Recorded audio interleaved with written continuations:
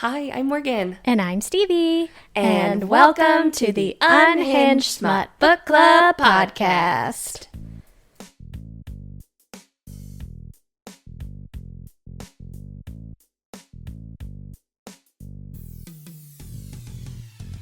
It's 3 stars, but 10 out of 10.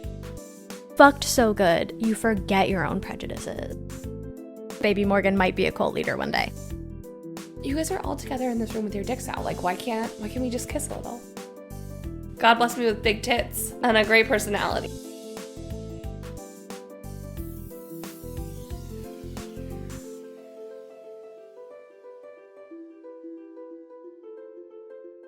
We discuss the most unhinged smut that the publishing world has to offer. It's a book club, but for sluts. How you doing? Hi, I'm doing well. How you doing? I'm doing well. I am really looking forward to this week. Yes. we live in the UK. Mm-hmm. At one point in my life, I was like, we'll only say generally Europe. But I think we've already been like, we're in England. We've talked about it a couple times. Absolutely, we have. It's fine. Anyways, think English weather. Think again. Think again. This week is going to be glorious. Yeah, it's going to be 70s all week.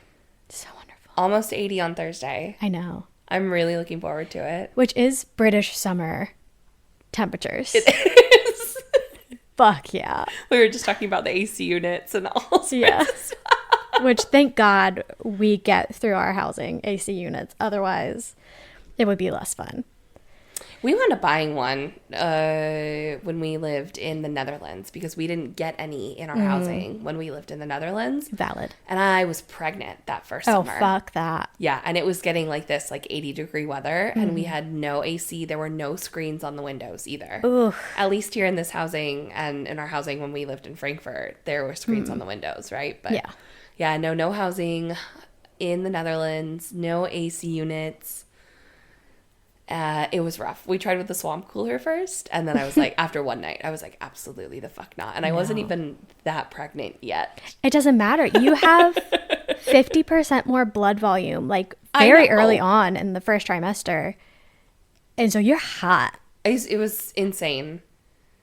Yeah. And then I had a Dutch doctor try and tell me, like, because I had been having like headaches. And she was like, oh, it's probably just the heat. And I'm like, ma'am, I'm from Las Vegas. Yeah. And I just came from Miami. Yeah. No. Yeah. It is not the heat. I'm sorry to report to you. At least it wasn't. Have you tried losing 20 pounds? Oh, no, she was also that doctor. Good. She told me while I was pregnant, I needed to lose close to 40 pounds. She said, you need to lose the weight that the baby is going to bring and then an additional amount of weight to ensure you have a healthy delivery. That's bananas. And I said, ma'am, the World Health Organization recommends people in my BMI range gain around 20 pounds because that is what the baby is going to bring. Yeah. With everything. And she went, no, you need... I know better than the WHO. Okay, RFK Jr. Didn't know that was your doctor in the Netherlands.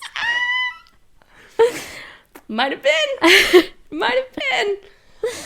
But no, I'm doing well. The sun is out. I truly feel like I'm not coming into my final form, but I am coming into my true form, which is lizard person. Morgan blossoms in the sunshine. Yeah. Like you're a literal sunflower. I feel myself thawing. Like as we get into like longer days and more sunshine, I feel myself thawing. It's time. I'm so happy for you. Thank you.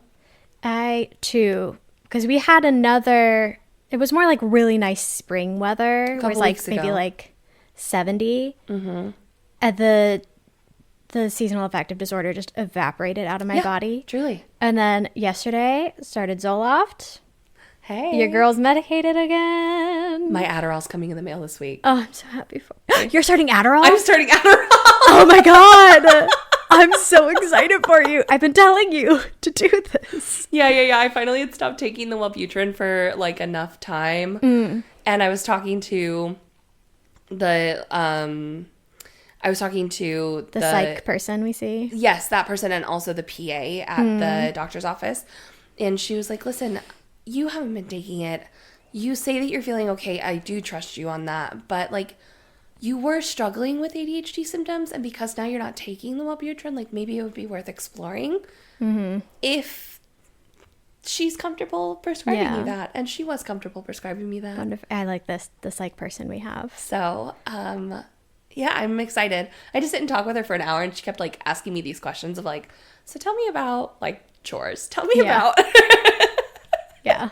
And she's just like laughing and nodding the whole time, where I'm like, laundry is my final boss. Yeah. I will never defeat laundry. You are the definition of ADHD in an adult woman. Yeah.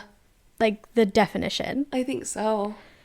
Yeah. It's there. A lot of it's there. And like, I'm not an expert, but my undergrad is in special education. Like, I'm very familiar with neurodivergence. It's just so I mean, like, I'm not just like a friend who's seen TikTok videos and is like, yeah, you're definitely ADHD. Like, I do know a little bit of what I'm talking about. It's, I mean, ADHD in adults didn't really get its moment until like the last maybe like 10, 15 years. And ADHD in girls in general did not get its moment until like the last 10 years. Yeah. So yeah, I look back at it and I'm like, how did they miss that? And it's like, oh, because I wasn't a little boy. That's why. I think we both were also the easy child that was like, oh, I don't have to worry about you. Oh, okay. I mean, they should have been worried, but they weren't, because there were people who were also worrying in my family, but were louder about it. It's fair enough. Like, I had a sister who's like kind of the black sheep, was wilding out when we were younger. I was doing a lot of the same shit, or at least in a lot of the same environments. And my mom was like, are you using protection? I'm like, okay, whatever. You don't drive when you drink? Okay. Like, that's a win. Yeah, like it was that. Your mom was like, don't do illegal shit while breaking the law. Exactly.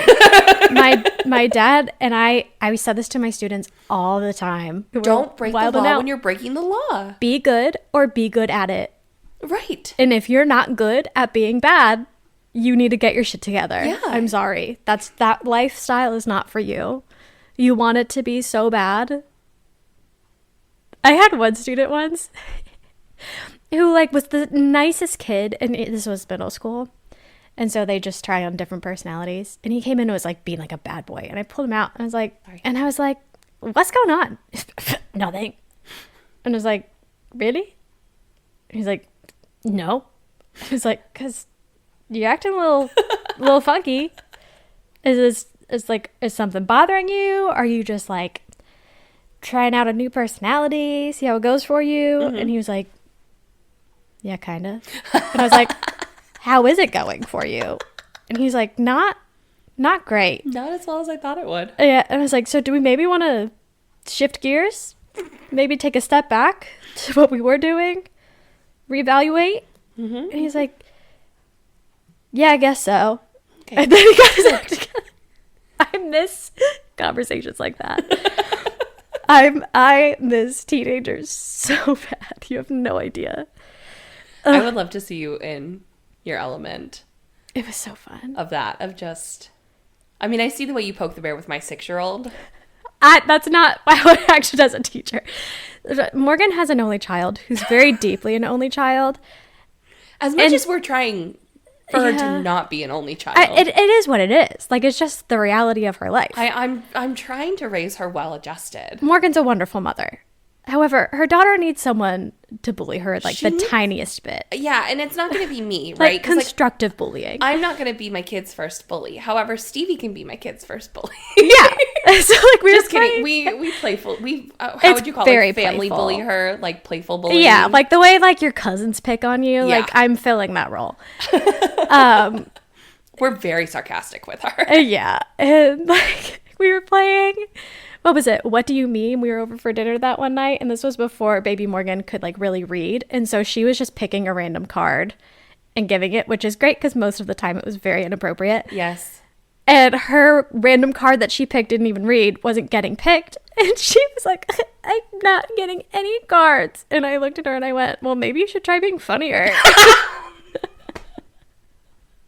That kind of thing. She did not. She didn't appreciate it. She didn't appreciate that. She's picking up on the sarcasm now. Yeah. The last night we were playing Monopoly, and like real grown-up Monopoly. I found a Sonic one, and she likes Sonic, so we were playing Monopoly.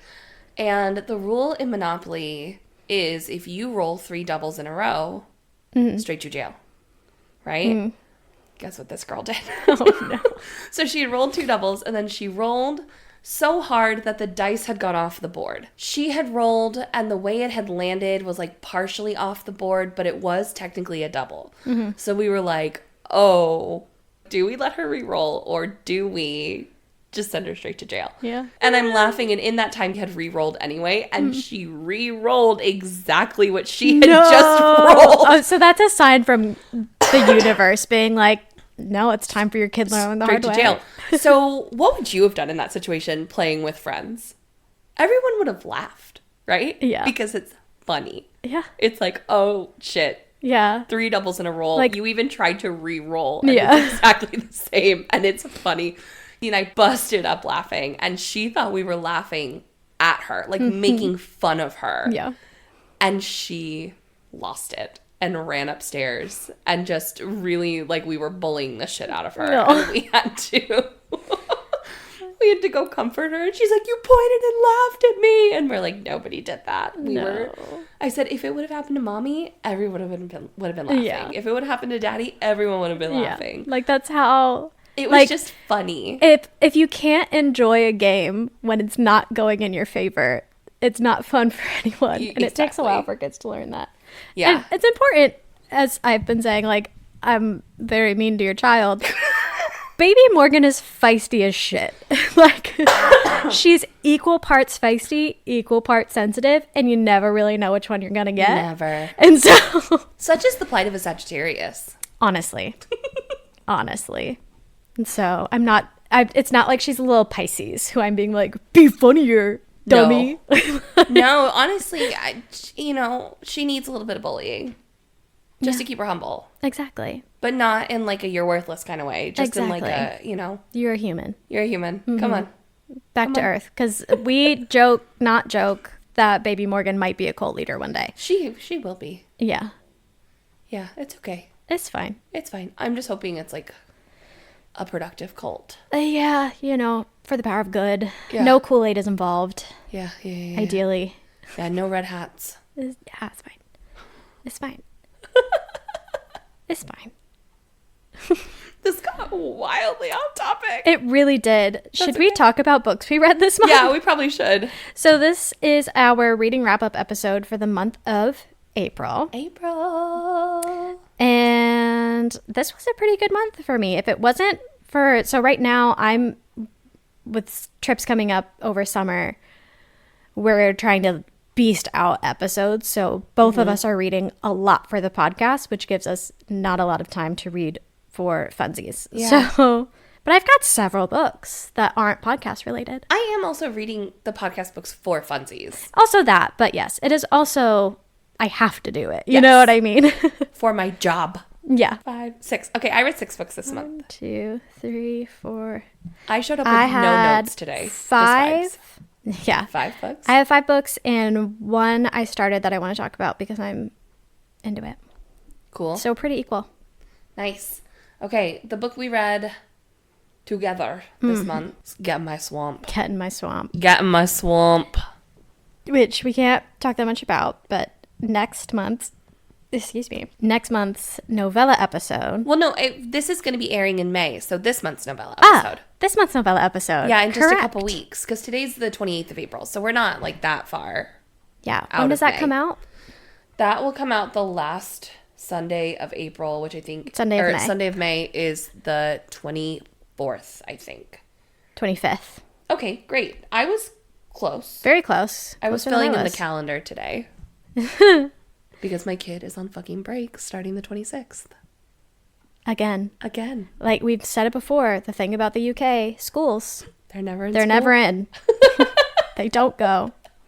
But, can't talk much about it because we have an episode, but I think we can probably both say it wasn't exactly what we expected. No, it wasn't, but the vibes were good. The vibes were good. And we're reading for June another GM Fairy book. Pounded by Produce. Which has on Goodreads like 4 stars. I'm so stoked about that. Again, in my Swamp on Goodreads had 3 stars, which I also give it. I think that's a pretty solid rating. It's 2.85 stars on Storygraph, so yeah. I feel like people are more highbrow on Storygraph. Well, yeah, especially because you can give quarter ratings. Exactly. On Storygraph, so. True. A little bit harder. Yeah. And then also for the podcast for June, I read Lights Out by Navessa Allen, which again, not going to say a lot about. But I will say Morgan and I felt very differently about this book. I personally felt it was overhyped.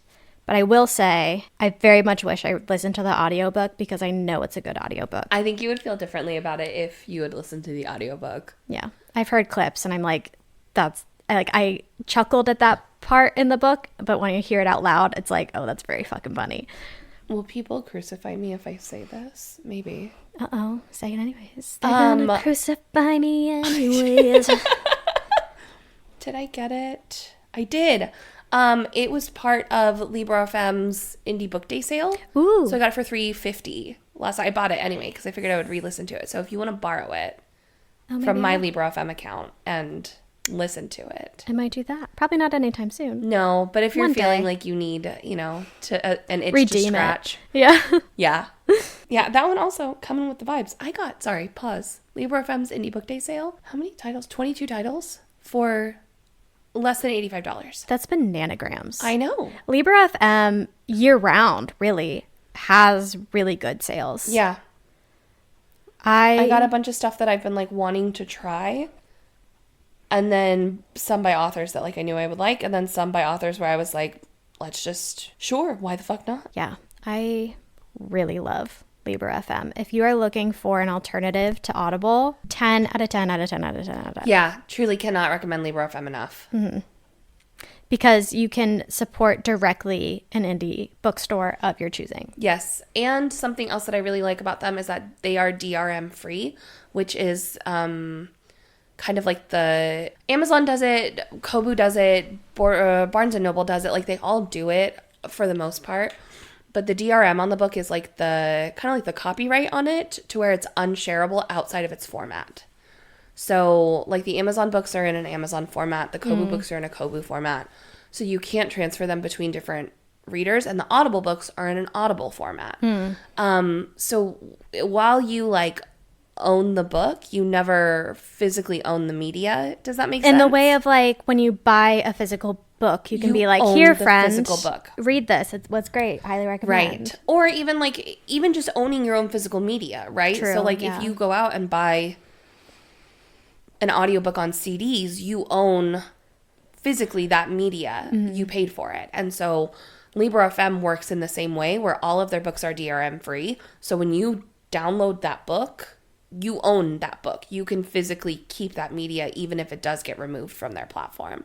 That's which great. I appreciate. Yeah, especially in this day and age. Right. Well, everything now, you're basically, all of the terms and services say that you're paying full price to rent. Yeah. Indefinitely. Because at any point somebody could revoke it from the library. And you paid full price for something and now you don't have access to it anymore. Yeah. If someone came into your house and physically took your book and said, you can't have this anymore. It's annoying. You'd be pretty pissed. Yeah. So, yeah. Also another reason to love Libro FM. Fuck yeah. Okay, anyway. That's one of the books you read. So you read Lights Out. You felt differently about it than I did. Yeah, because you read that a few months ago. Sorry, in January. Yeah, a long time ago. Do you want to start out with a book you did read, not for the pod? Sure. Tell me about it. I read, finally, Slaying the Vampire Conqueror by Carissa Broadbent. Ooh, how was it? I have not read it. It's a good one. The Crowns of Nyaxia series is really up and down for me as far as how I feel about each individual book. Okay. There are books that I absolutely love, and then books that I'm like, I could have done without that. Regardless, Carissa Broadbent is an automatic read for me. I love that woman. I love her writing, and I love her world building. And that's the thing is, even the books where I'm like, that wasn't as fun for me, I'm still invested in the world, in the plot, which I think says a lot about her as an author. Yeah. This one was 4 stars. I really, really liked the FMC and her character arc. And I also really liked how the romance developed, because it's an enemies to lovers situation. Like, she's sent in to kill this vampire, and it goes differently. Yeah. Surprise, surprise, they fall in love. Slaying the vampire conqueror. Something was laid and it wasn't him. But I really love, I find, again, another trope that I'm learning about that I really like. When the message of like how organized religion indoctrinates and grooms people from childhood is told through like a fantasy lens. I really love that. Yeah. Because it like forces you to look at parallels. And I'm a person who's like Catholic and like raising my kid Catholic. I didn't grow up Catholic, so I don't have. No. You and I have also talked about, long before this, like converting to Catholicism for you was more of like, it doesn't make sense in like, oh, there is this all-powerful being that makes absolute sense in my life. It was like the way that the doctrine goes for you, and the way that they explain things, and the way that like the religion works is organized in a way that like made sense to you. Yeah, because I grew up very evangelical, singing Christian rock songs is like the first 30 minutes of church, and then the sermon is just like whatever the pastor felt like talking about, and it was very like kind of opinion based, like however they personally thought or they personally interpreted things. And so I think most people leave Catholicism because of the rigidity and because of a lot of things. It's a very flawed religious system, 100%. I mean, isn't every religious system flawed? I hate the patriarchy of it all. That's my biggest point of contention. But a few things about Catholicism is like every single person in every single Catholic church is reading the same readings from the Bible every time. And then the sermon is related to those readings. And because Catholicism is so old and the way they think about the world is so rigid, while I don't agree with the homophobia or whatever, they don't talk about it a lot because it's understood. You know where they stand when it comes to stuff like that. Versus like it's all my, not necessarily that, but like the current social issues is all my pastors growing up talked about. Yeah. And it was how they felt about it, which pissed me off. So I feel a lot more comfortable in a Catholic church, which is not what I expected. My husband's really Catholic. Yeah. And sometimes when I'm like, I don't care that much about religion, but it means a lot to you, I'm going to go with, well, you want, anyways, I don't need to justify my decisions to you guys. No, you don't have to justify. Who are you? You don't have to justify your decisions to anybody. I think I'm justifying my decisions to myself. That's fine. But yeah. That's fine. I don't think we often sit and reflect on our own decisions enough. So maybe you're having that moment right now. It'd be like that sometimes. And that's honestly what are books for, except to make you reflect on your own self. Yourself and your choices and how you interact with the world. Yeah. And Krista Robin did that for me in her sexy vampire book. Get you an author who can do both. I really do enjoy her writing, so I will make sure that I put that one. It's on my list, obviously, but I desperately want to do a reread of Daughter of No Worlds. It's such a good series. That's Throne of Glass level for me. I haven't read the series yet. I know it's only 3 books. I think I'm just not ready to be emotionally destroyed because you said it emotionally destroyed you. And I'm not as sensitive as Morgan is. An ice-hearted bitch. Yeah. No, you're not. I know. Yeah, okay. Well, 4 stars, you said? 4 stars. Nice. Yeah. Big fan. Big fan. What'd you read? Really good question. I started the month out with Promise Me Sunshine by Cara Bastone. 5 stars. Truly, I'm trying to remember. I had heard somebody talk about it months and months and months ago, like in November. She was like, here are books that are coming out next year that I'm excited for. And this was one of them. And then I'd forgotten all about it. And I think it had come up on my Libby Holds finally after like 12 weeks or some nonsense. Or maybe it was a borrow. Honestly, I couldn't tell you. Could not tell you. It's a contemporary romance. It is about a girl named Lenny who is grieving the loss of her best friend. Her life is turned upside down when her best friend dies, and then she meets a grumpy stranger who swears he can help her live again in a heartwarming, slow burn romance. Boy, was it good. Nice. So Lenny's best friend dies, and Lenny is deep in grief, and she's running from it. And she, right now, is only taking, like, part-time nannying gigs of just, like, one-offs to pay the bills. Mm-hmm. She's sleeping on the Long Island ferry at nighttime, or, like, going to an all-night dance club and, like, just staying up all night. Like, she can't go home where all of her best friends' things are. She just... Oh, she has a house. Mm-hmm. Okay, got it. She can't go home. Got it. To it. She's avoiding phone calls from her parents, like, all of it. Mm.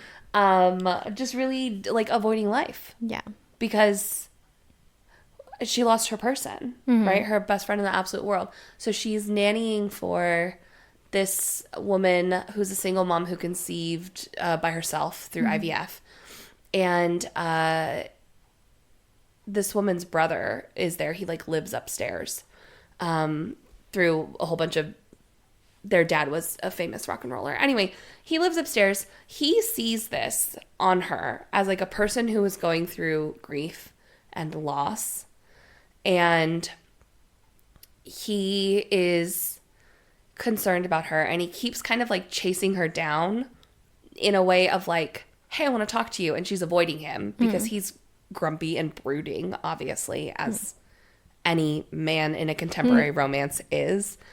But finally, he's like, what's going on? Who are you? What are you running from? Basically, like, you're watching my niece. What's your story? And so she tells him, and she produces, like, this list that her best friend had written of, like, it's a things to do to live again. And it was, like, try different sexual positions, or eat a food that is world famous in one spot, or... like, see different things in New York City, and he is working with her to, like, check these things off, basically, to kind of, like, close this chapter. And she is helping him connect with his niece and connect with his sister because they had been estranged their whole lives. And so, obviously, they fall in love. Obviously. And it was so cute. And so sweet. But just the way that Miles, the main male character, helps her pull herself out of her grief and start to live again. And the way that they fall in love together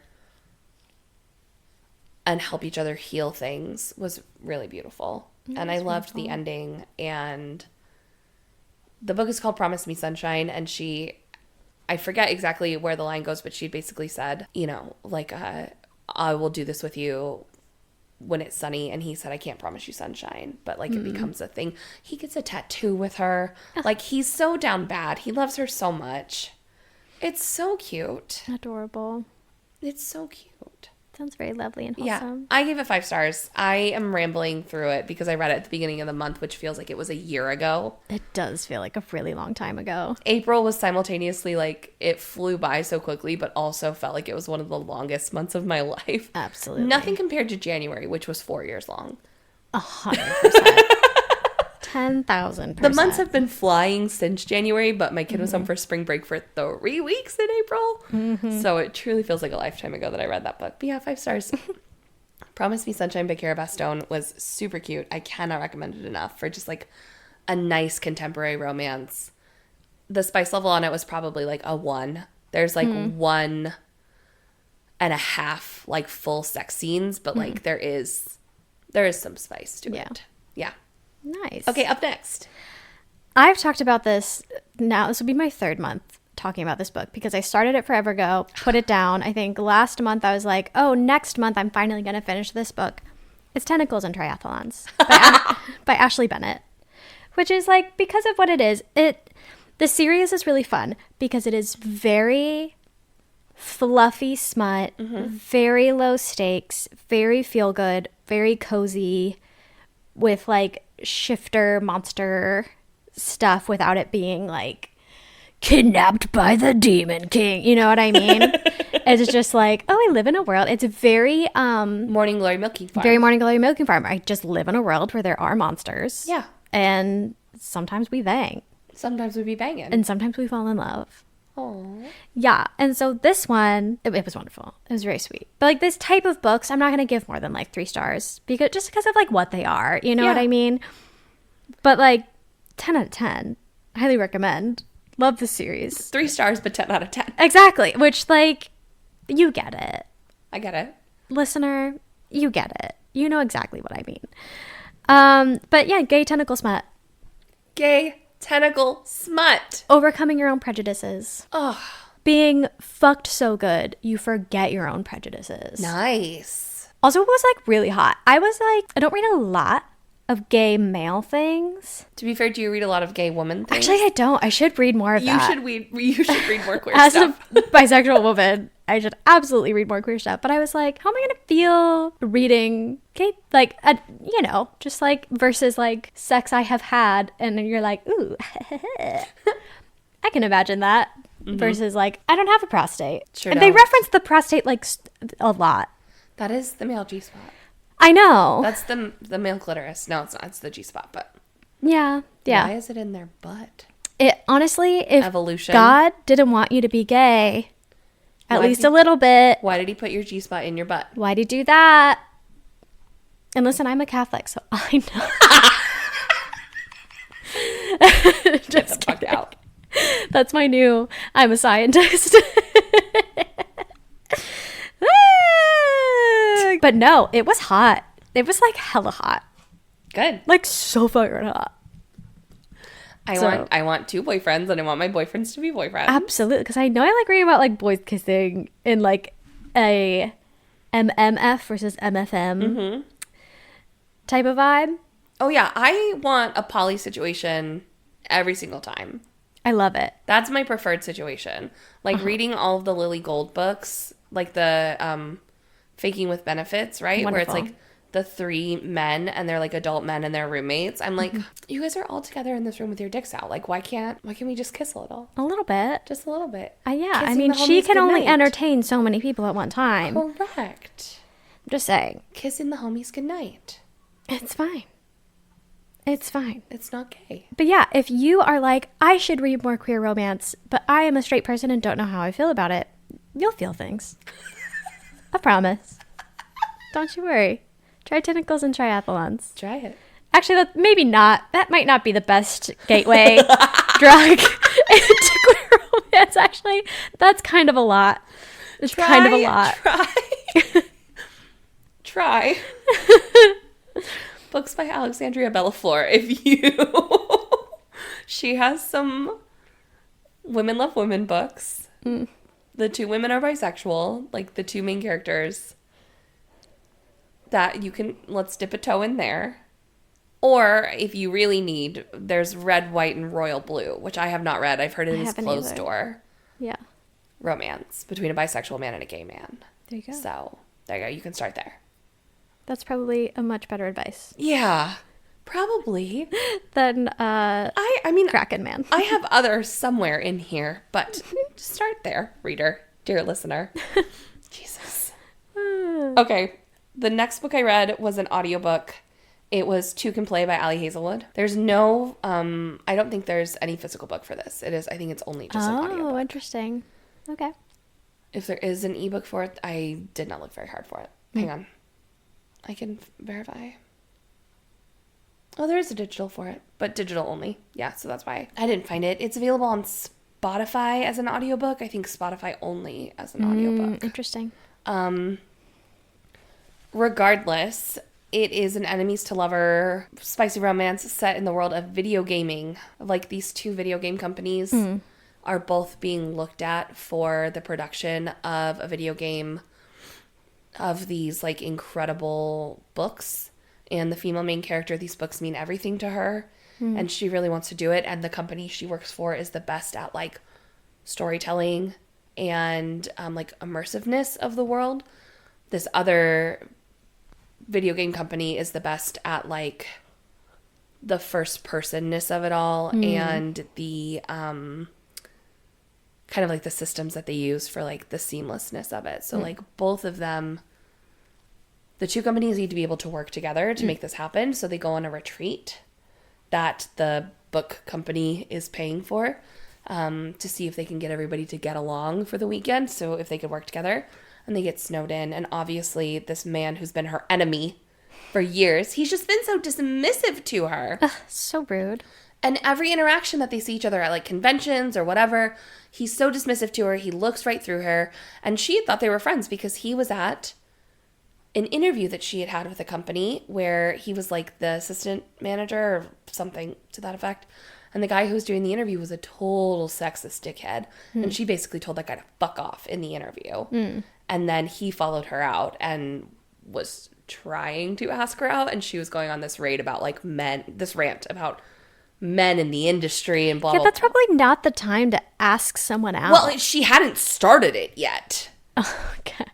I mean, either way, right after you've been sexually harassed by your coworker. Yeah, he was going to ask for her number. And so she was like, meh, meh, meh. And he was like, okay, cool. You definitely do not want anything to do with me. So then he was like really cold with her at all of these conventions and, you know, kind of like my sworn enemy. And then it turns out his cousin is marrying her cousin. Ugh. And so now they have to interact with each other. And they were at a party, an engagement party, and somebody put mistletoe over their heads. And he walked away from her in front of everyone, embarrassing her. And then later his cousin was like, why didn't you just do it? And he was like, I don't want anything to do with her.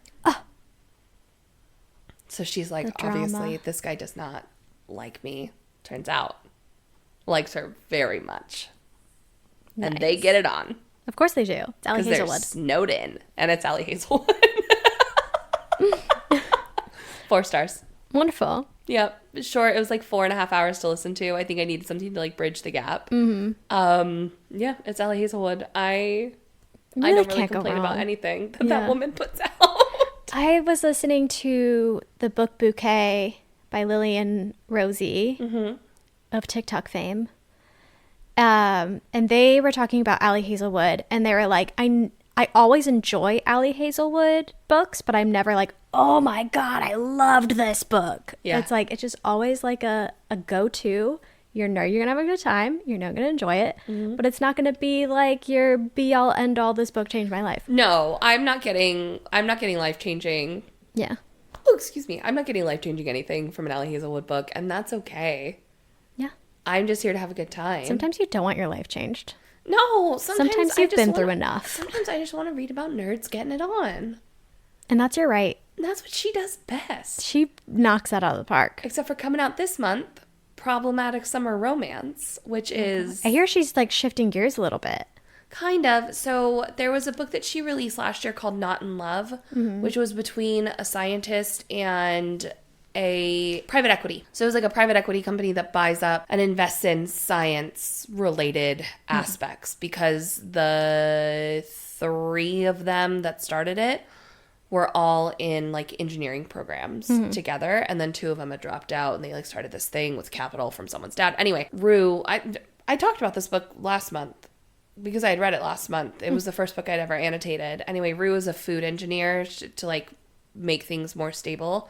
And then Eli is a guy that works for the private equity firm who owns like the note. And so they had met the night before the like big announcement of like the takeover to kind of like Rue has like this one and done like sex rule. Like I'm going to meet a guy on an app. I'm going to have sex with him once. And then like that's it. Like no commitments, no relationships. Rue doesn't even like to have sex because she's never climaxed from sex. So she's probably like, because you're only having one-offs. Yeah. And people can't.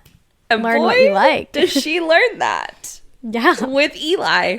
So anyway, Eli has a little sister named Maya, and Eli's business partner is Connor, and Maya is obsessed with Connor, even though there's 15 years between them. Yeah, I heard it was an age gap. Yeah. So Problematic Summer Romance is Eli and Rue are getting married, and they're going away to an Italian villa. And Connor and Maya are trapped together in this romantic Italian villa together. Wonder what's gonna happen. Oh my god. I'm so fucking excited. And then Mate comes out in November. So very excited for Mate. This woman's fucking Hamilton right now. Like, why do you write like you're running out of time? Honestly, if I were in her shoes and I was a hot selling author, I'd be beasting shit out. Yeah. Because you never know when like the winds will shift. She also got her writing chops in fan fiction. Yeah, I know. And she also puts out, you know, Allie Hazelwood is her pen name, and she puts out academic journals as well, too. Right? Yeah, she has like a job outside of this, essentially. Where do you find the time, ma'am? Crazy. She must not have kids. She doesn't. Or ADHD. She might, but might be properly medicated. Probably. Probably. Okay, next book you read. This is my last one, and I have one I started that I'll talk a little bit about. Cool. Is Sunrise on the Reaping. Hold on, pause. Wild and Wrangled? You read Wild and Wrangled. Was that this month? That was this month, baby. Oh my God! It came out like 3 weeks ago. Okay. And I'm assuming we both read that one. Yeah, we've both read that one. We'll talk about that one next Okay, because I'm going through my books. I'm like, wait. You finished it before I even started it. My Goodreads has been off. Because, here's the thing. On my Kindle, I had turned off the automatic reading on Goodreads because, like... Because we're reading some smut. I don't want people to see Pounded by Produce on my Goodreads. Speak for yourself. There's some like, I have Get in My Swamp on there. That's fine.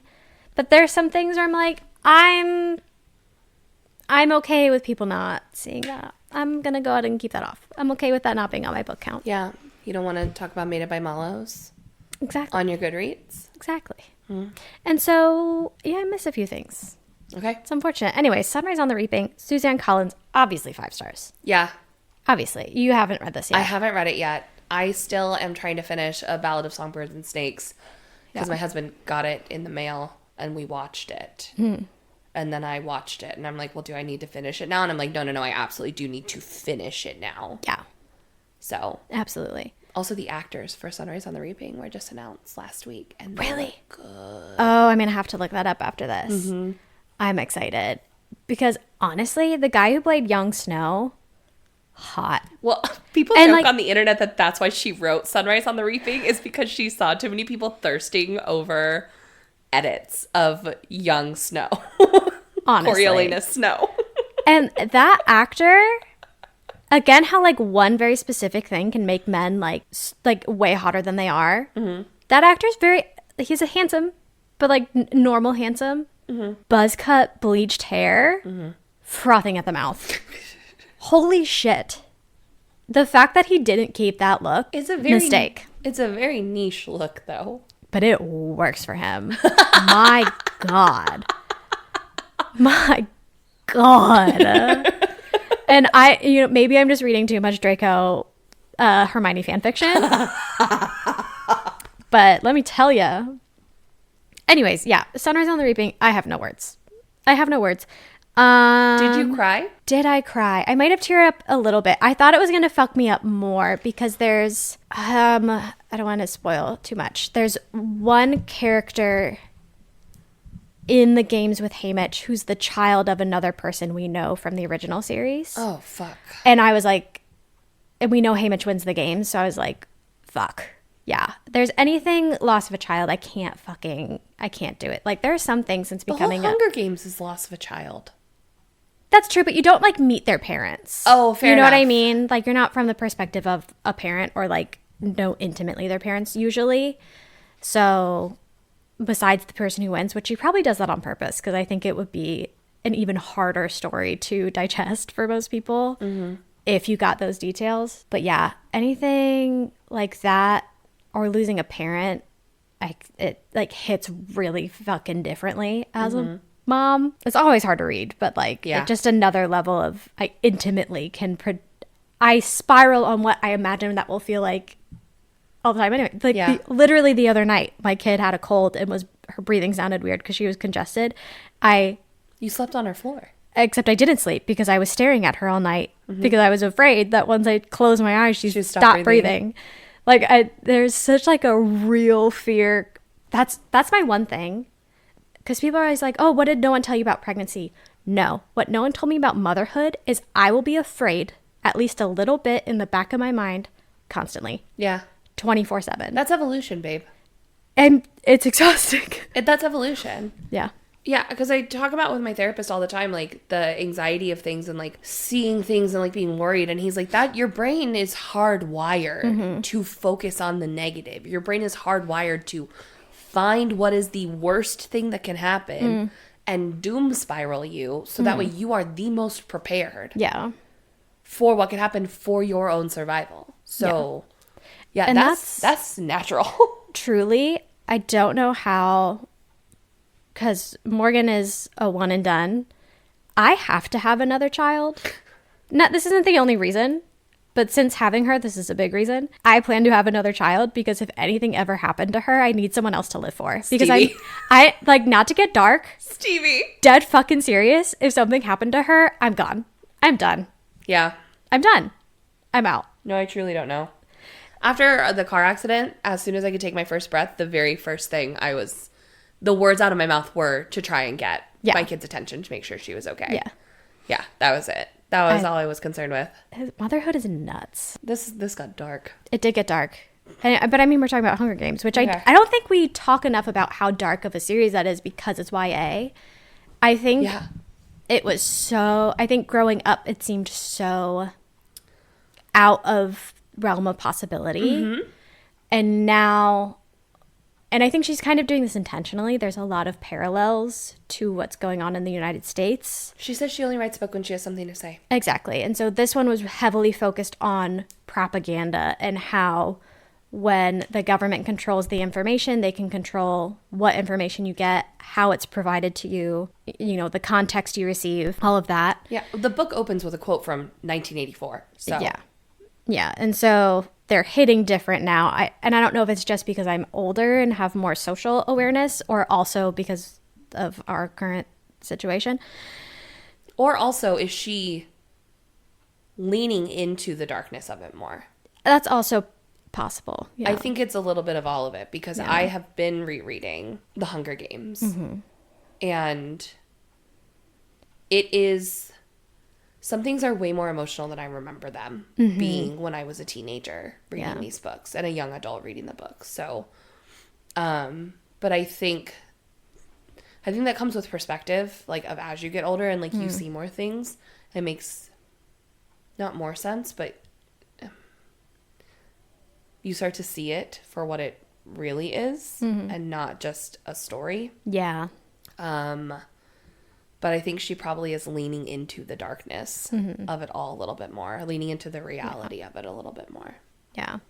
But it definitely made me want to go back and reread the whole series with this new perspective on Haymitch. But my favorite thing, so that I don't have to do that, is people who either it's their hyperfixation, they know everything about it, the Hunger Games, or are just smarter than me, on TikTok talking about like, oh, this connects to this scene from the original series, or this connects to blah, blah, blah. I fucking love it. I love a prequel. Yeah. Especially when it takes like a tiny detail, like he like takes care of geese at the end of the Hunger Games. Katniss, Peeta, and Haymitch are the only ones living in what used to be 12. Yeah. And he takes care of geese and drinks all day. Like, you're like, oh, shit. Like, that had meaning. That wasn't like random. Well, it might have been random at the time, but she wrote meaning to it, which I love. Well, that's when I reading A Ballad of Songbirds and Snakes, and they're out at the watering hole right after he goes out to District 12 as a peacekeeper. And I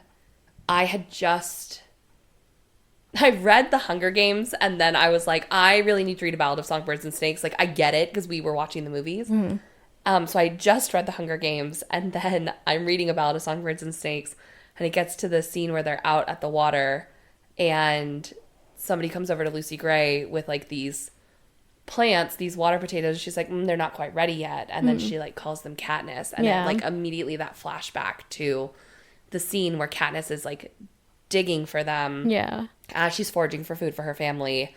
And she's like, they're also called water potatoes, but, like, we call them Katniss and my dad. And I was like, oh, wait a second. Yeah. That was, like, when it clicked for me that, like, they're all related, right? That, like, Katniss's dad was probably a member of the Covey. And it was, like, something she never knew. And so I'm excited to get to, like, the rest of it. You meet Katniss's dad in Sunrise on the Reaping. I'm sure. Yeah, so it's great stuff. Because there's only 60 years or so between Lucy Greybeard and because that was Katniss. The 10th Hunger Games, and then Katniss was the 74th and 5th. Mm-hmm. Yeah. Yeah, so it's like 2 generations of people having children. Yeah. Crazy. And you see the cubby in Sunrise on the Reaping too. It's nuts. Susan Collins is a fucking genius. I saw somebody say that they thought the next natural book, if there was going to be another one to go with it, is going to be, they said Phoenix, like Phoenix story. And I was like, I don't need that. You'll have to sedate me. Speaking of, like someone who just had a kid died, like never really got to meet their kid. Well, and like Finnick's backstory of like how he was basically prostituted out to the Capitol. Yeah. Right? Like people slept with Finnick. They just treated his body as the restand of it all, right? I think they could do Joanna too, because after... Oh my God, Joanna. After reading Haymitch's, there was... A lot of people are like, oh, she probably had a similar situation that no one ever heard about. But you'll have to read the book. I will read the book. So, want to talk Wild and Wrangled? Yeah, let's talk Wild and Wrangled. Wow, I don't think we're getting really political at all in this one. Look at us go. Keeping it fun and fresh. And not heavy, except for, the thought of your own mortality when you become a mother. The thought of mortality in general. In general, it's fine. The people you love and care about. It's fine. So Wild and Wrangled. Loved it. The last book. Yeah. In the Rebel Blue Ranch series. You got there. Proud Eventually. of you. Yeah. By Lila Sage. Love it. It was a great time. It's great. It's fun. It was probably my least favorite of the series. Yes, agreed. But it's fun. All of those books are at least 4 stars for me. Yeah. Wonderful. I would give it 4 stars as well. Not as much spice as the other books, which was fine. Yeah. I cannot believe she made me like a blonde man. But he had a nose ring. And tattoos. And more crop tops. Yeah, that'll do it. That'll do it. Yeah. If you're blonde because you're working in the sun all day, that's different. I think it's he's different. Blonde. Also that, but, I think he's just blonde. Adult blonde men are odd. Why? I don't know. It just seems strange. Why are they? I know. Like, grow up. Adult, like, truly, truly blonde people, naturally, weird. It's weird. Grow up, that's for children. Unless I am, like, in Norway. Then it's acceptable. But in, like... You can't see me. I'm nodding my head. I look Montana, like a bobblehead right now. Or wherever... Is it Montana or Wyoming? Wyoming. Those feel like the same states to me. I'm not gonna lie to you. They feel like the same thing. I know they're not. They're not. Sorry, Midwesterners. But that's just one big section. Do they touch?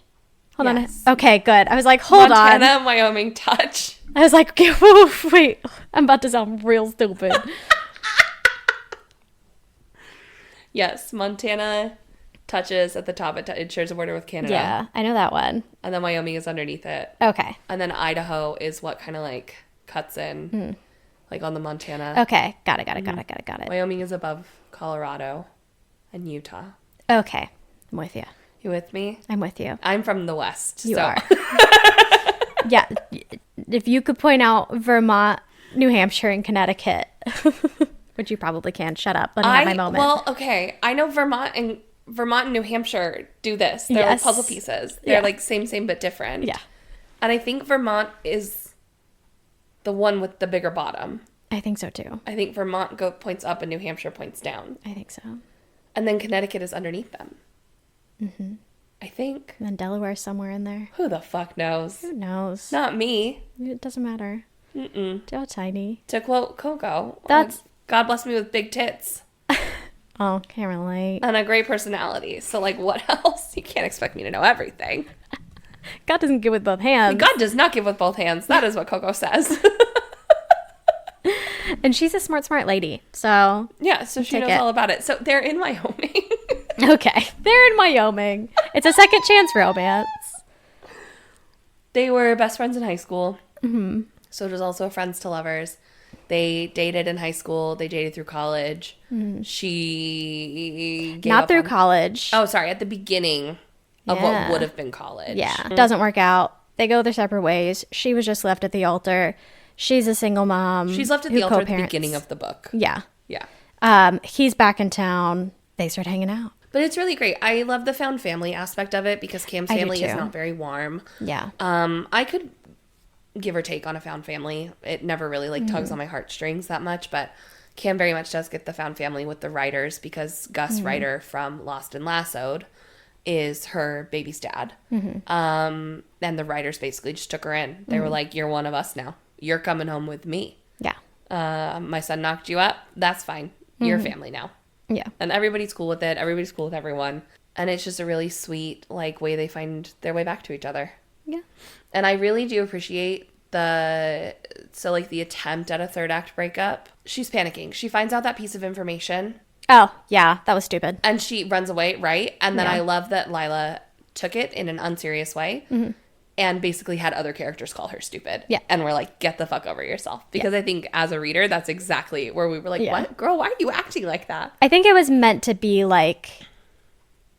Your friend who always blows everything out of proportion. Not a third act breakup, but like a self-sabotage of you're waiting for this to go wrong. So the first curveball, tiny curveball you're thrown, you are like, oh, this is it. This is the other shoe dropping. And everyone's like, no. I think we've all had that friend. I've been that. I think I've been that.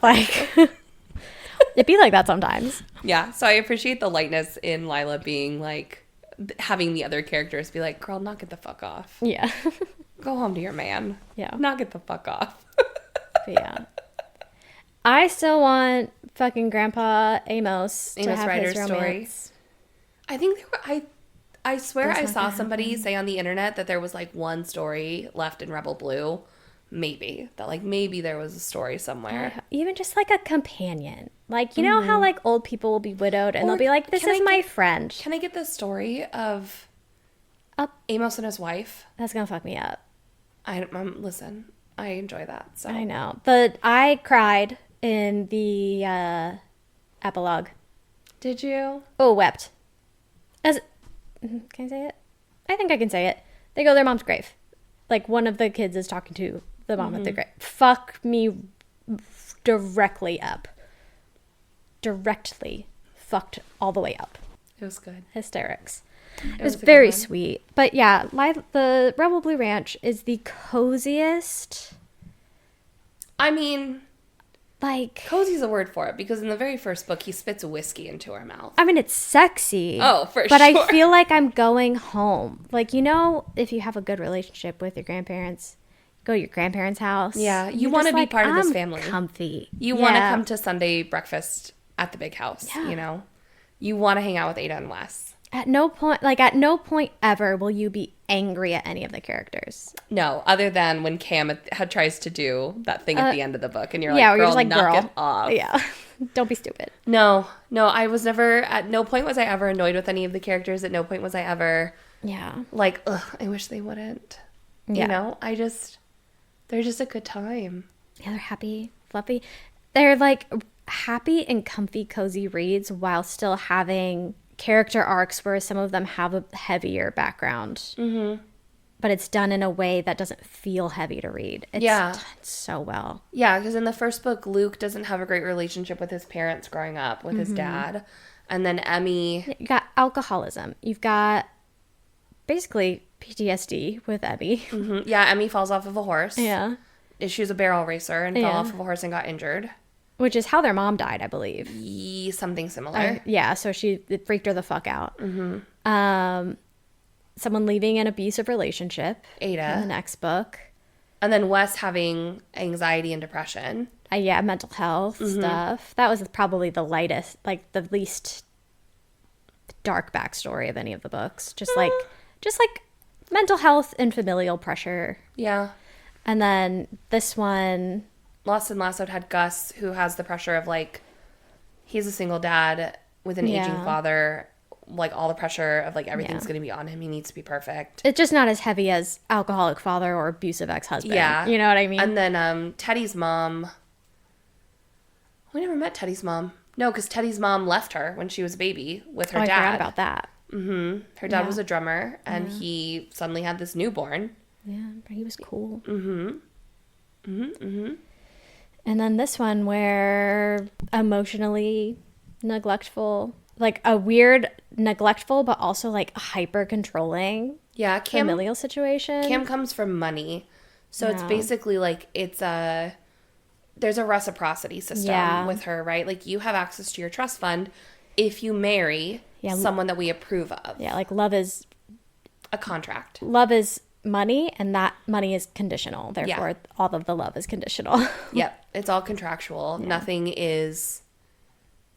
They never showed up to any of her soccer games. They never. It was emotional neglect, basically, on her part. And then, good old Dusty. I forget Dusty's drama. I don't think he has much drama. They're saying his dad just died. Yeah, his dad had just died. But that's it. No, that was really he came from like a sweet, healthy family. Mm-hmm. Yeah. He just... What's that like? The embodiment of a golden retriever. Truly. Yeah, great book. Great series. I am really excited about the next series too, Sweetwater Peak. And I saw her post about it where she was like, Rebel Blue was comfort. This feels like freedom. Is the word she used. So I'm like, ooh, I think we're... Soul Searching is the next one. I'm excited. It is small town upholsterer in need of a fresh start and a photographer whose life has come to a screeching halt and the supernatural forces that bring them together. Oh. It's supposed to be kind of like a little, I just think like spoopy. I'm into it. Yeah, I know you are. That's my jam. Yeah, it's kind of like, it's not ghosty, but it is definitely... Unluckily, it is absolutely crawling with more ghosts who are freezing her out. It's the hotel she has to stay at. Yeah. Hell yeah. Love it. Soul Searching. Oh, I'm sold.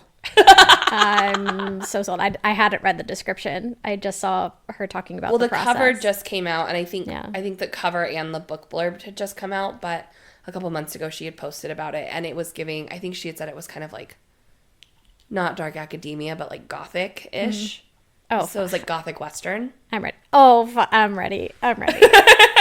Comes out in September, babe. Say less, Miss Sage. Say less. Do you have any other books you read? Yeah, I read one more, and then there's one more that I am going to finish today because I have 35 minutes left in it. Both of them contemporary rom-coms, contemporary romances.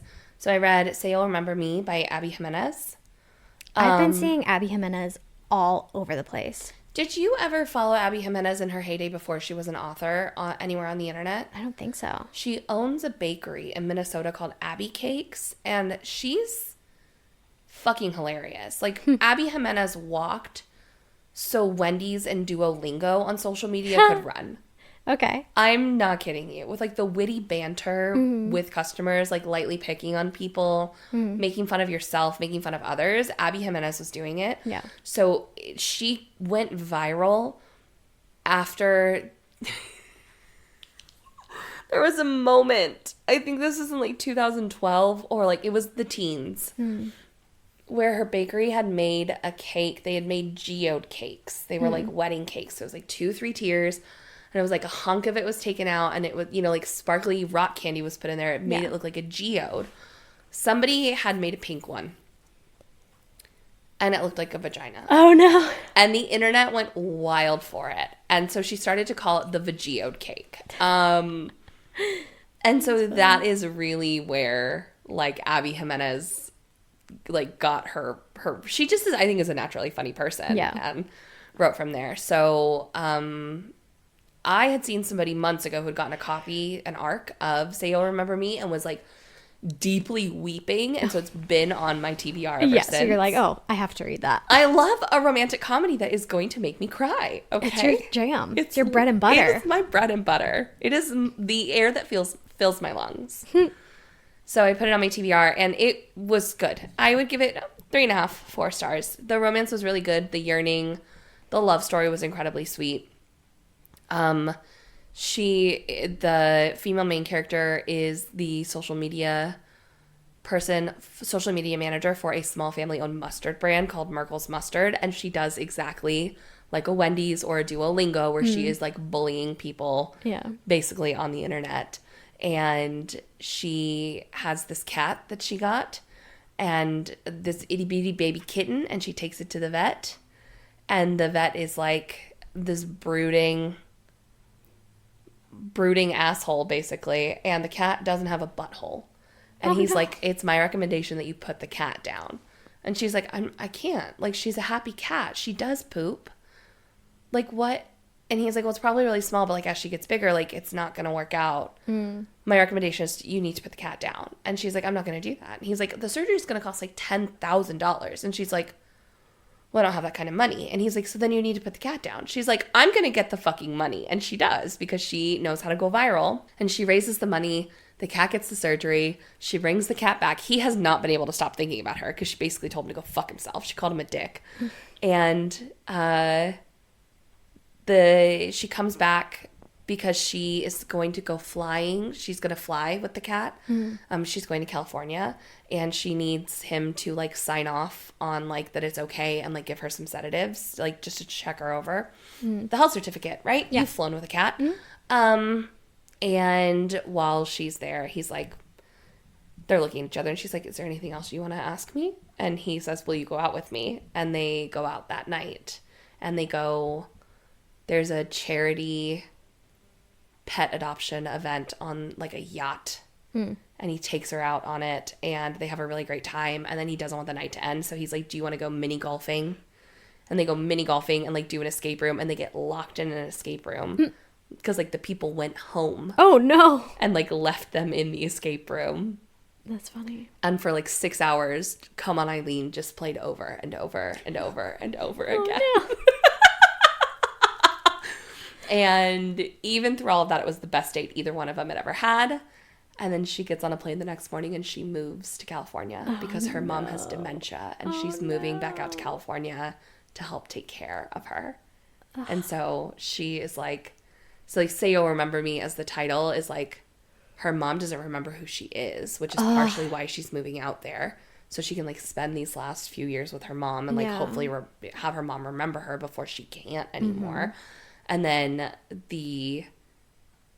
when he's dropping her off at the airport, he says, what am I supposed to do now? And she says, forget about me. And so it's all in, like, it was so sweet. There were a lot of, like, TikTok and pop culture references in it, and I have seen people, like, complain about that. Yeah. I don't love it when stuff like that. But also, like, she's a social media manager. Yeah. It's relevant. It's relevant. Yeah. Yeah. So I more don't love when, like, the, like, humor is like TikTok humor. Do you know what I mean? Yeah. I don't like that.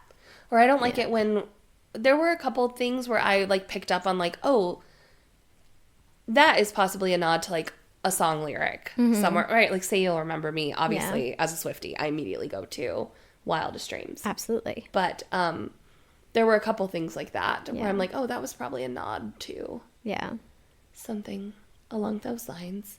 Because there have been some books that I have read or I tried to read where it was like every chapter they were dropping like a Taylor Swift lyric association. And I'm like, as a Swiftie, this is too much. But I didn't feel like that with this book. It was fun. It was fluffy. It sounds really cute. It was really cute. And the way that they, like, come together and, like, it's a slower burn. There's yearning because they try and do long distance. It's really, really cute. I did cry. Deeply, so. Yeah. And then I am reading, and I will finish it today because I only have, like, a chapter left in it, is Great Big Beautiful Life by Emily Henry. Because if I am one thing, it is an Emily Henry stan. Indeed. This so far has not been my favorite book of hers. But it is good because there is mystery in it and, like, plot twists and things are revealing themselves. Fun. It is, I think Emily Henry's trying to have, like, an Evelyn Hugo moment of, like, a tell-all at the end of her life, and there's, like, a big reveal. But the female main character basically tracks down this heiress who has been in hiding for like 30 years. Nobody knows where she's gone. And she tracks her down and like badgers her to like, please let me tell your story. And finally, the woman gives in.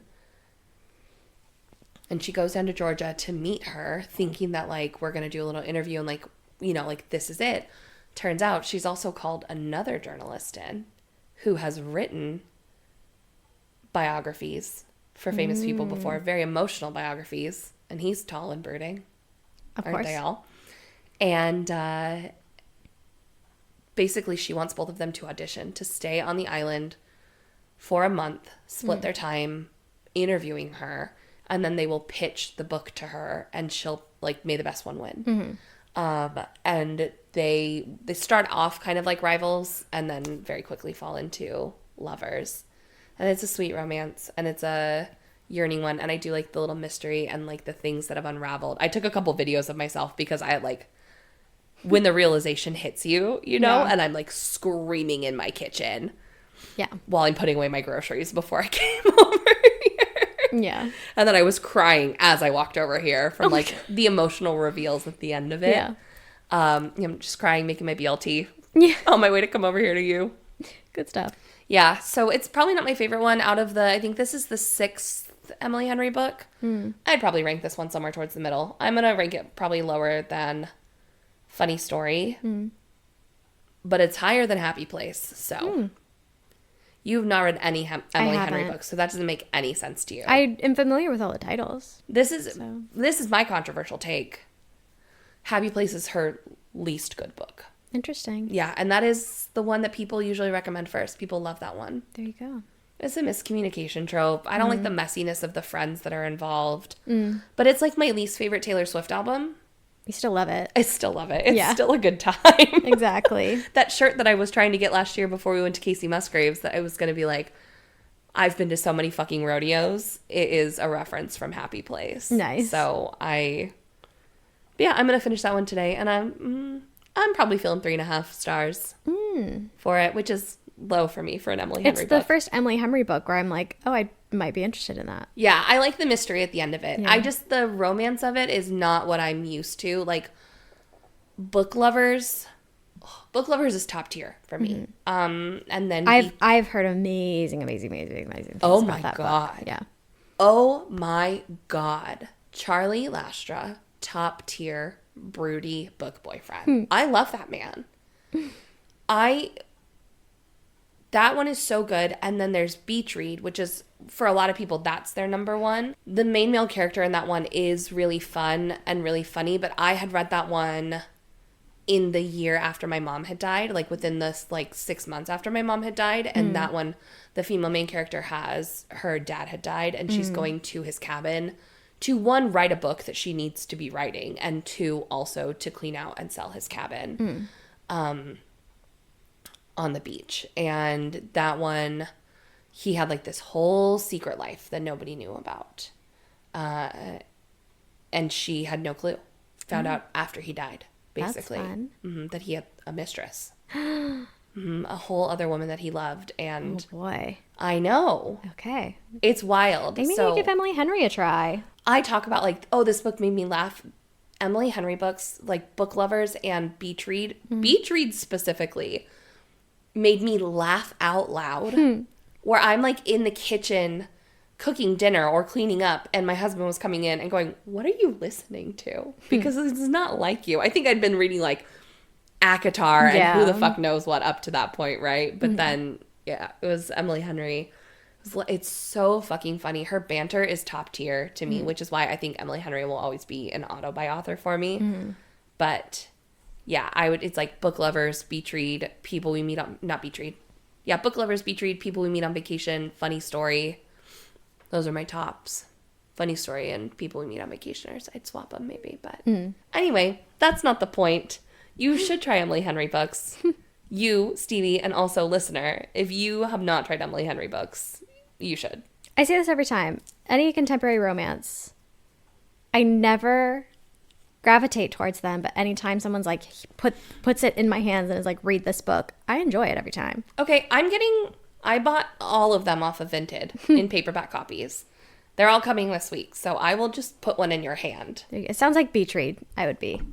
Yeah, you should probably start with Beach Read or Funny Story. They're both funny. I like a learning something along, like a mystery. I like that type of vibe. Oh, so then that would probably be, Beach Read. Or the one you just talked about. Mm-hmm. Okay. I'll put them in your hands. Perfect. My last one, I haven't finished this, but I'm more than halfway through, so I won't talk about it too much. But I'm reading a book written by a man. What? I know. Ew. I'm reading, the cover art got me. What is it? Witchcraft for Wayward Girls by Grady Hendrix. Okay, fair enough. That one is on my list.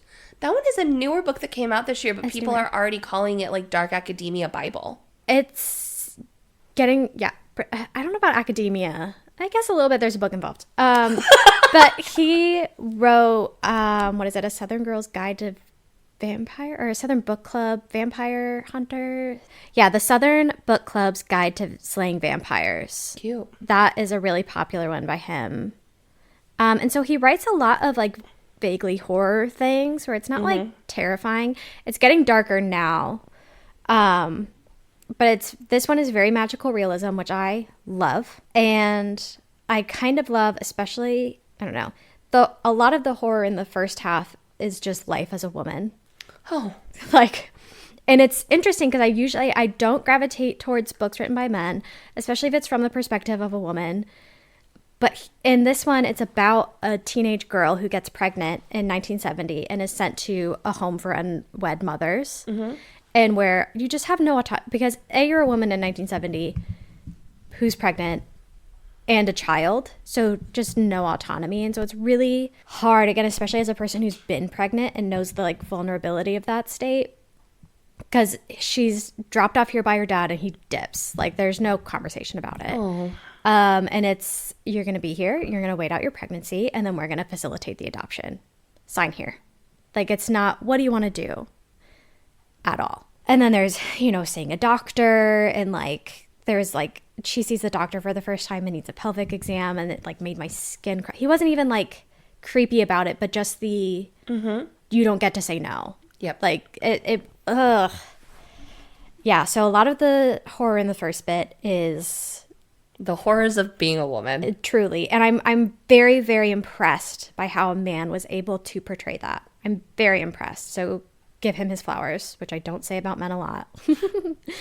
And yeah, so she's at this home. There's a mobile library that comes by, and the librarian, she's kind of being like, do you have a book about pregnancy? Like what childbirth is going to be like? Yeah. Like no one's telling me anything. They're just like, do what the doctor tells you to and shut up.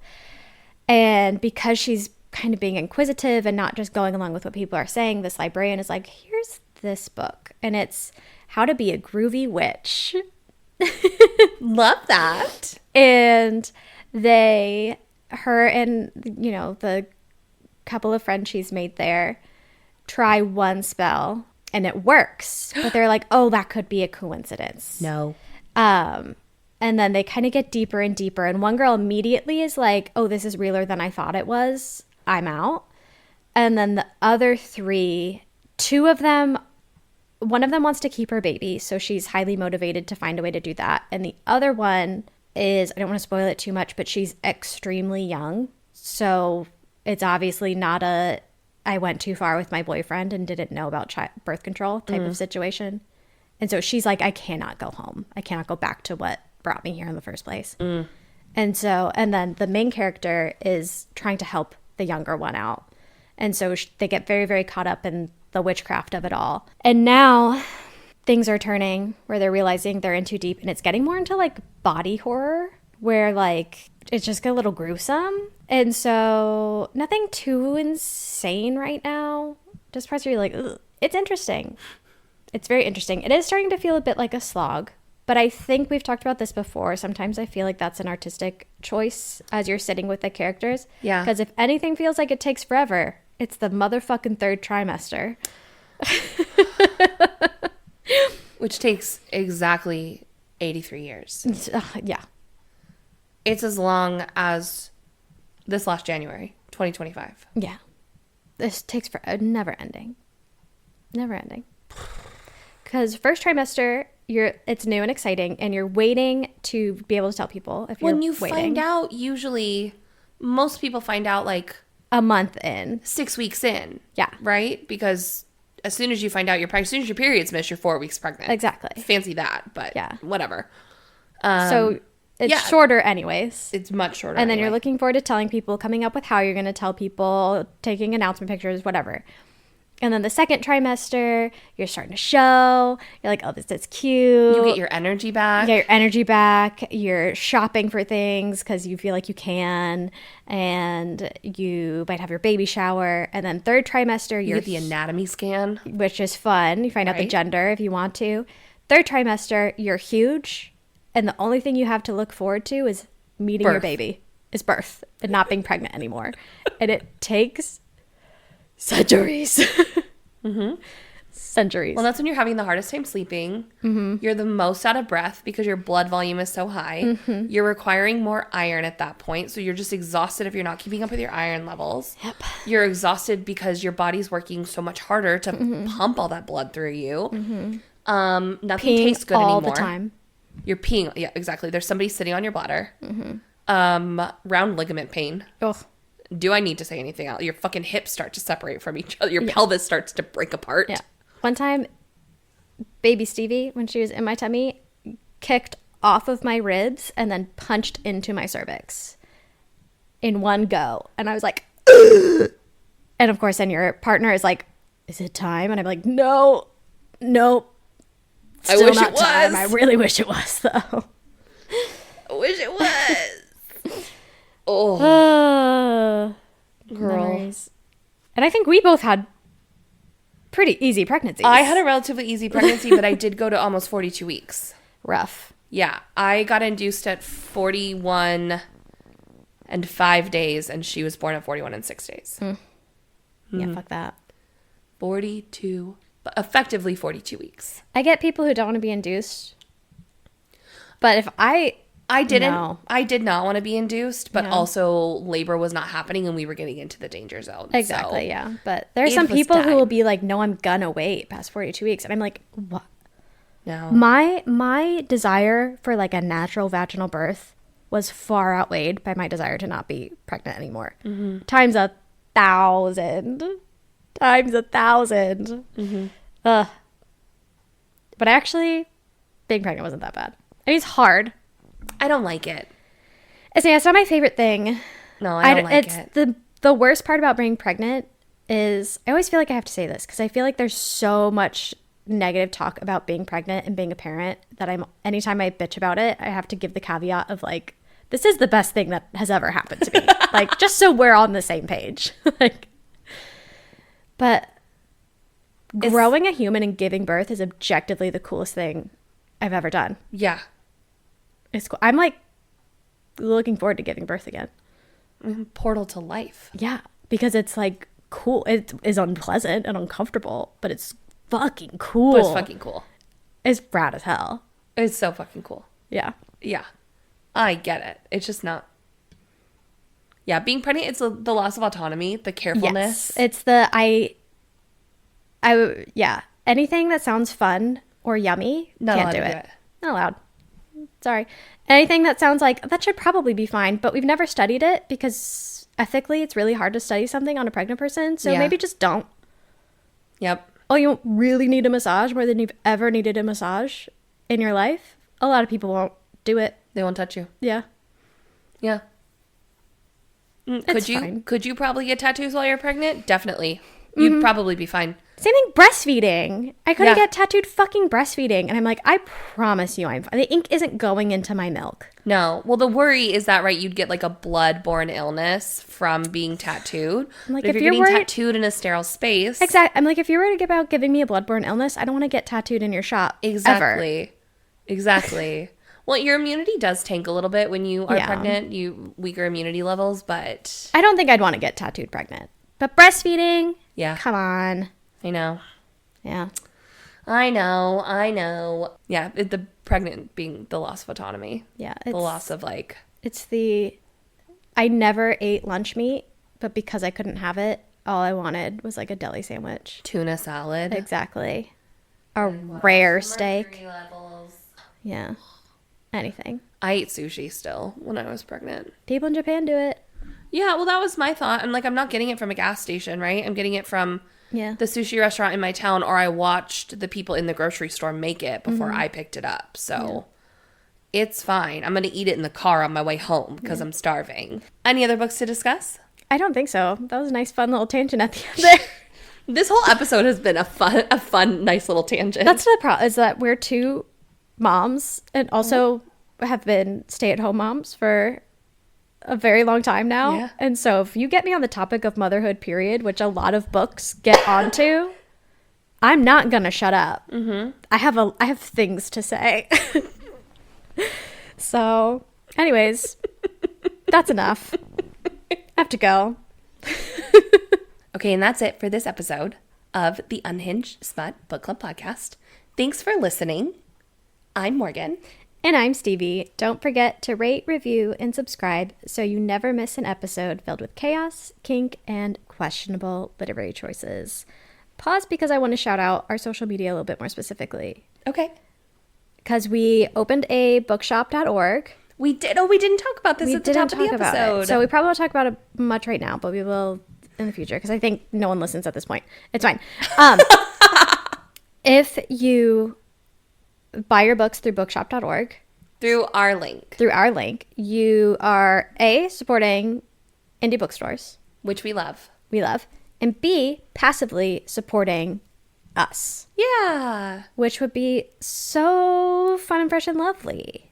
And so on our bookshop.org, we will put any books that we read for the podcast and also the ones that we talk about in our reading wrap-ups. Yes. And a fun thing about bookshop.org is now you can buy ebooks through them. Not all of them are DRM free. So some of them you do have to read like through their app. I don't know how you feel about phone reading, but they do have their own app that you can read books through. But some of the ones that are DRM free, you can download and you can put them on your e-reader of choice. Nice. But they offer ebooks as well now too. So you can shop ebooks and support indie businesses, indie bookstores, and support.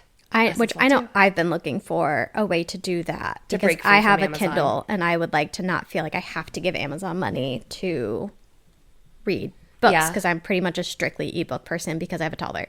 So yeah, it is a struggle, like trying to find. Yeah. So not all of them are DRM free, so you can't put all of them on your Kindle. I want to say a lot of them aren't DRM free, but they are clearly marked where they are. Nice. And bookshop.org is partnered with Libro FM as both ways to support indie bookstores. But I've started to link both ebooks and physical copies of books in our bookshop lists. Perfect. Yeah. Yeah, so check us out there. And of course, our Instagram and TikTok, which will keep you updated on what books we'll be reading next. And yeah, and also just fun. Get to know us. We post silly things sometimes. Sometimes. We're working on more. Post more. So yeah, until next time. Keep it spicy.